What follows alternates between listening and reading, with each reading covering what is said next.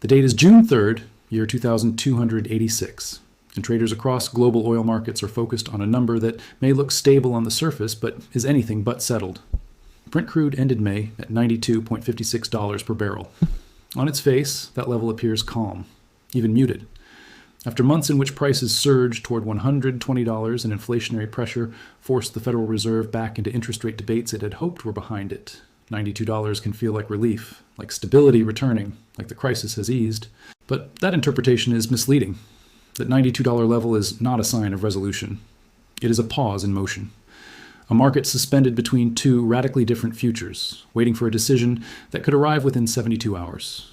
Either a diplomatic agreement is signed or military action resumes, and the maritime corridor, responsible for roughly 27% of global crude oil shipping collapses, from fragile flow to near total shutdown. Brent crude fell 19% across May alone. That marks the steepest monthly decline since the collapse in demand during the COVID-19 pandemic in 2020. The movement reflects shifting expectations around diplomacy rather than structural calm. Every signal of progress in negotiations pushed prices lower. Every reversal pulled them back up again. In practice, oil is no longer being priced purely as an energy commodity. It is being priced as a reflection of political sentiment surrounding negotiations conducted through intermediaries, regional channels, and public political messaging. Beneath the surface of that $92 figure lies a far more unstable reality, one tied to control over strategic waterways, the balance of leverage between states, and the fragility of global trade routes that depend on uninterrupted passage. A critical and often overlooked element of this situation is the Strait of Hormuz itself. A system has emerged in which access through this narrow passage is effectively monetized. Reports indicate a cost of approximately $1 per barrel to transit the strait. This is not a formal tariff or environmental fee. It is structured through informal arrangements and intermediaries with payment methods that can include non-traditional financial channels. In parallel, tanker operators are not dealing directly with any formal authority. Instead, arrangements are managed through networks linked to the Islamic Revolutionary Guard Corps. Payments are negotiated indirectly, often involving cash, cryptocurrency, or barter mechanisms tied to cargo value. Once clearance is granted, vessels receive authorization codes that are transmitted by radio as they approach Iranian-controlled waters. Escort craft then guide ships through the narrow passage along coastal routes. Communications continue throughout transit to confirm status and compliance. In some cases, vessels adjust their flags to reduce tracking visibility. Between early March and mid-March alone, close to 90 vessels reportedly passed under such arrangements. The result is a system that functions in practice like a controlled toll mechanism over one of the most important maritime choke points on the planet. The implication is significant. An armed state-linked structure is effectively regulating passage through international waters in exchange for payment, creating a system that resembles protection-based access control rather than conventional naval oversight. And critically, avoiding payment is often not a viable option. Attempts to fully block or sanction participants risk disrupting the only functioning flow of oil still moving through the region, which creates constraints even for opposing enforcement strategies. At the same time, the choice of settlement currencies carries broader implications. Payments linked to the strait are increasingly described as being settled in yuan or stablecoin systems rather than exclusively in dollars. This shift is not simply transactional. It challenges the long-standing assumption that global energy trade is anchored in dollar-based settlement. Since the post-1973 oil framework was established, oil pricing in dollars has created persistent global demand for U.S. currency, reinforcing its role as the dominant reserve standard. If even a portion of energy-linked transactions can be conducted outside that system, it introduces structural questions about the durability of the petrodollar architecture that has underpinned global financial influence for decades. Each transaction settled in alternative currency is therefore not only a payment. It is a demonstration that parallel systems can function in real energy markets. And while this arrangement may appear limited in scale, its symbolic and strategic implications extend far beyond individual shipments. Iran is unable to force the American economy into collapse through a full shutdown of the Strait of Hormuz, but it can apply sustained pressure over time, raising costs gradually and steadily. That pressure reaches households across every economy tied to global energy pricing. It passes through inflation rates, energy bills, and interest rate decisions. The Federal Reserve has already been pushed into serious internal debate about whether additional rate increases are necessary to contain inflation driven by this conflict. That means the effects of the Gulf situation are transmitted directly into mortgage payments, vehicle loans, credit card interest rates, and grocery costs, all of it flowing outward from a maritime corridor that most affected populations could not locate on a map. This is the nature of asymmetric economic pressure. The objective is not total collapse. It is sustained cost imposition. The goal is to raise the burden on political systems faster than those systems can justify continued confrontation. Over time, that imbalance shapes strategic decisions. Now the focus shifts to the United Arab Emirates and its actions within this environment. The Emirati decision to withdraw from OPEC and accelerate construction of bypass pipeline infrastructure is one of the most significant strategic economic moves made during this conflict. It reflects long-term planning executed under the cover of crisis conditions.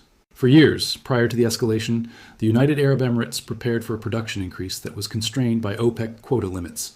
Abu Dhabi invested in infrastructure designed to reach 5 million barrels per day by 2027, a level that would significantly elevate its position among global oil producers.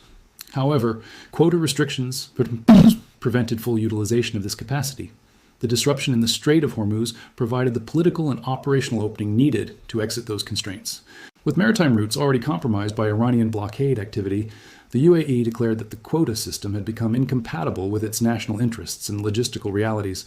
This exit was timed to coincide with conditions in which oil exports were already constrained. In that environment, political resistance was limited, since physical flow through the strait was already disrupted regardless of quota policy. Once the strait is reopened, whether through negotiated settlement or military enforcement, the UAE will operate without production caps. Output will increase in line with infrastructure capacity, moving toward the 5 million barrel per day target. This expansion will occur during a period of elevated global demand and supply imbalance, maximizing the value of available exports. The decision was not reactive. It was the result of long-term positioning, executed when external conditions made opposition less likely. This move is paired with accelerated development of pipeline infrastructure that bypasses the Strait of Hormuz entirely. The Habshan-Fujairah pipeline already transports approximately 1.88 million barrels per day from onshore Abu Dhabi fields, directly to the port of Fujairah on the Gulf of Oman. This route avoids the Strait of Hormuz completely. Fujairah lies outside Iranian maritime influence. Cargoes loaded there do not enter contested waters, do not require passage permits, and are not subject to escort arrangements or informal payment systems associated with IRGC-controlled transit mechanisms. The UAE is now expanding this bypass system through a second pipeline, with more than 50% already constructed and targeting completion in 2027. Once operational, this infrastructure will allow the majority of Emirati oil exports to avoid the strait entirely. This fundamentally reduces Iran's leverage over UAE exports. The toll system, escort structure, and transit pressure mechanisms lose relevance when physical routing no longer depends on the contested waterway. The strategic implication is direct. The UAE is constructing a permanent separation between its export capacity and the geopolitical choke point at Hormuz, insulating its revenue structure from maritime disruption risk. Statements from UAE leadership emphasize the scale of disruption already occurring. Sultan Al Jaber, head of Abu Dhabi National Oil Company and a UAE minister, described the situation as an arithmetic of extortion. He reported that more than 1 billion barrels of oil have been lost due to reduced passage through the strait since the closure began in early March. In addition, nearly 100 million barrels are being lost every week while restrictions continue. This reflects supply that exists physically, but cannot reach global markets due to blocked transit routes controlled by a single strategic choke point. Al Jaber further warned that even if a peace agreement were reached immediately, restoring normal flow would take at least 4 months to reach 80% of previous levels. Full normalization would not occur until the first or second quarter of 2027. Each additional week of closure adds approximately 100 million barrels to the cumulative deficit. That deficit persists even after political resolution, requiring extended recovery time. He also issued a broader warning regarding structural consequences. If the principle is accepted that a single country can hold the world's most critical maritime corridor hostage, then the established concept of freedom of navigation is fundamentally weakened. This transforms the issue from a regional crisis into a systemic question about the rules governing global trade. The assumption that oceans remain open for commercial passage is a foundational requirement of modern logistics systems, from container shipping to energy transport. That assumption has historically been enforced through naval power, particularly by United States forces operating in the region through fleet deployments and carrier groups tasked with maintaining open sea lanes. Iran's current strategy tests whether that enforcement framework can sustain its role under simultaneous global pressures, including inflation concerns, interest rate sensitivity, geopolitical commitments in multiple regions, and domestic political division. The toll mechanism itself is not primarily about revenue collection. The financial value is secondary. The core function is to test whether international navigation norms hold when actively challenged by sustained disruption rather than direct military confrontation. If the principle holds, payments collected are temporary anomalies within a system that ultimately restores free passage. If the principle weakens and informal toll structures become normalized through compromise or partial recognition, it signals that choke point leverage can be institutionalized. Such an outcome would establish precedent for other geographic choke points globally, where control of narrow waterways could be used to extract recurring economic concessions. At the United Nations Security Council, diplomatic efforts remain stalled. A draft resolution calling for reopening the Strait of Hormuz has been co-sponsored by the United States along with Bahrain on behalf of Saudi Arabia, Kuwait, Qatar, and the United Arab Emirates. A majority of global states support the core demand for reopening the strait. However, the resolution remains blocked due to veto power held by Russia and China. Russia benefits economically from elevated oil prices caused by disruption, particularly as its exports to Asian markets command higher returns under constrained global supply conditions. This creates financial incentives aligned with continued instability. China occupies a dual position. It is both a major purchaser of Iranian oil through intermediary structures and a key participant in developing alternative settlement systems using yuan-based energy transactions. The toll arrangement functions as a limited-scale demonstration of this broader financial direction. As a result, the resolution is stalled, not because of lack of global consensus on principle, but because the most influential veto holders have strategic incentives aligned with continuation of current conditions. This diplomatic deadlock reinforces the operational reality on the ground, where physical infrastructure adjustments, such as the UAE pipeline system, become the primary mechanism for adapting to prolonged uncertainty. The combination of blocked international resolution, ongoing maritime disruption, and parallel infrastructure bypass development defines the current structure of the crisis. The situation is no longer purely about oil flow. It has become a test of how global trade systems adapt when a single geographic choke point is transformed into an active instrument of economic pressure. On Thursday, Iran and the United States reached what was described as a tentative agreement to convert the existing ceasefire into a more enduring settlement. The framework included a 60-day extension, reopening of shipping in the Strait of Hormuz, ending the American blockade of Iranian ports, and launching formal negotiations on nuclear issues that have been the non-negotiable core of the American stance throughout the conflict. Then Friday arrived. Trump issued a new set of demands concerning the Strait's permanent status, the timeline for dismantling Iran's nuclear program, and the conditions for releasing frozen Iranian assets previously positioned as the economic incentive for Iranian compliance. Tehran's response to these Friday demands unraveled Thursday's near agreement, turning it back into a work in progress. Oil prices reacted in the same volatile manner seen throughout the month. Down when a resolution appeared close, up when demands reopened the gap. The market is correct to treat the situation as unresolved. Specific details from the same 72-hour window illustrate just how far from resolution this remains, and that the outcome being pursued may not be a true resolution at all. Iran established a formal bureaucratic body to administer its toll system, creating an institutional structure with a clear mandate to enforce commercial shipping compliance with its transit rules and fees. The United States Treasury Department placed this body on the sanctions list within the same week. Iran responded publicly, stating that operations would continue uninterrupted. Iran is thus negotiating to reopen the waterway, while publicly directing the mechanism controlling it to operate regardless of any negotiation outcome. These actions do not reflect a government preparing to relinquish leverage it has built. In the same period, Omani maritime authorities reported a floating object believed to be a naval mine drifting in the Strait of Hormuz. Whether a mine or not, the single report prompted immediate repricing of insurance in London's marine market. Captains recalculated risk assessments, and traffic representing roughly 10% of pre-crisis levels paused while verification was sought. The threat does not need to be real to function as a weapon. Plausibility is sufficient. In a waterway with previous mines, attacks, and documented IRGC interest in maintaining economic pressure, even an ambiguous drifting object serves the tactical purpose.